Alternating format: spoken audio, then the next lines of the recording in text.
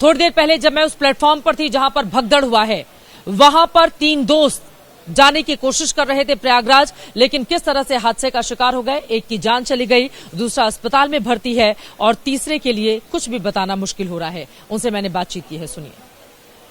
क्या आप यहीं पर थे प्रयागराज? नहीं, मैं तो यहाँ पे नहीं था, मैं तो यहीं दिल्ली में रहता हूँ। मेरा भतीजा आ रहा था बनारस से, तो प्लेटफॉर्म चेंज को लेकर के कुछ सूचना अनाउंसमेंट हुआ, उसी में भगदड़ मच गई। भगदड़ में जो है कि अफरा तफरी मची, भागम भाग हुई। ये बैग किसका है? ये मेरे भतीजे का है जो अभी एलएनजेपी में एडमिट है। अच्छा, वो वहां पर एडमिट वो है। तो ये बैग कैसे मिला आपको? वो 4 लोग थे, तो एक तो डेथ कर गया साथ। अच्छा, एक कोई हाँ। कहाँ के रहने वाले थे? वो भी सब बनारस गाजीपुर के ही।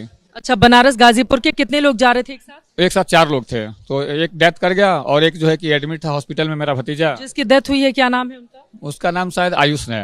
अच्छा, और वो नहीं रहे। क्या उम्र थी? 18-19 साल। 18-19 साल। सब लोग कहाँ जा रहे थे? यहीं दिल्ली आ रहे थे सब।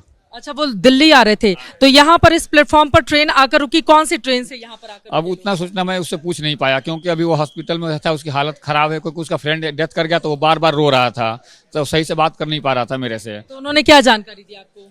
वहीं मैं पूछा क्या हुआ था, तो बोला चाचा अनाउंसमेंट हुआ, तो उसी में भगदड़ मच गई, अफरा तफरी। निकल रहे थे हम लोग, इसी में भगदड़, लोग भागने लगे इधर उधर। उसी में मेरा जो है कि दोस्त दब करके खत्म हो गया है। मेरे तो हाथ उसका जो है राइट हैंड पैरालाइसिस की तरह हो गया, काम नहीं करे एकदम से। तो वो अभी अस्पताल अस्पताल में एलएनजेपी में एडमिट। और कितने लोग हैं? ये रहा ना, इसका राइट हैंड जो है ना, ये लेकर जाया गया है। दिखाइए जरा गौर से, अपना हाथ हटा लीजिए। ये देखिए, इसका राइट हैंड जो है एकदम से काम नहीं कर रहा, पैरालाइसिस हो गया है। अच्छा, ये क्या नाम है इनका? शिवम शुक्ला। शिवम शुक्ला। ये बनारस के रहने वाले? जी, गाजीपुर डिस्ट्रिक्ट। गाजीपुर के रहने वाले थे और अभी इनको एलएनजेपी अस्पताल में भर्ती कराया गया। जी हाँ जी। तो आपको जानकारी कैसे मिली कि यहाँ पर सामान रखा? इसके पास 2 मोबाइल थे, ये 4 लोग थे। तो एक फोन तो इसका आईफोन था, वो खो गया। नॉर्मल वाला फोन जो इनके पॉकेट में था, तो उन्होंने उससे कॉल करके बताया कि ऐसी ऐसी घटना यहाँ पे घट गई है, मुझे हॉस्पिटल लेकर के आए हैं एलएनजे। और जिसकी डेथ हुई है क्या नाम बताया उनका? अच्छा, उनका नाम आयुष नाम है शायद इसका।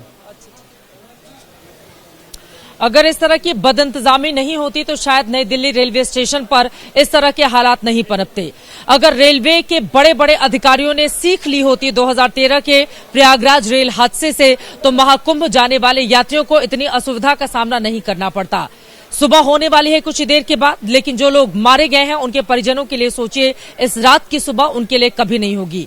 रेलवे प्रशासन कब अपनी कमियों को सुधारेगा, कब बड़ी कार्रवाई करेगा और ऐसे तमाम लोग जो लापरवाह हैं, जिम्मेदार हैं, जवाबदेह हैं, उनके खिलाफ एक्शन कब लिए जाएंगे, ये बड़ा सवाल है। क्योंकि जैसे ही दुर्घटना होती है उसके तुरंत बाद रेलवे के कुछ अधिकारियों के बयान सामने आते हैं और वो कहते हैं कि नहीं, भीड़ ज्यादा बढ़ गई थी, कोई भगदड़ नहीं बची है, यानी कि शुरू में ही लीपापोती की कोशिश की जाती है। और खबर बढ़ते बढ़ते जब तस्वीरें हम देखते हैं, वो तस्वीरें यकीनन विचलित करने वाली हैं, परेशान करने वाली हैं, स्तब्ध करने वाली हैं। रेलवे की सुरक्षा को लेकर दावे को पूरी तरह से खोखला बताती हुई ये तस्वीरें, जो अपने आप में कई सवालों को जन्म देती हैं।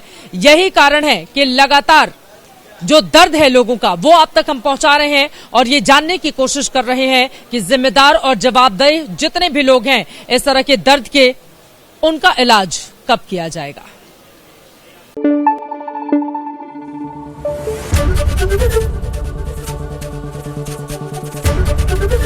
एबीपी न्यूज आपको रखे आगे।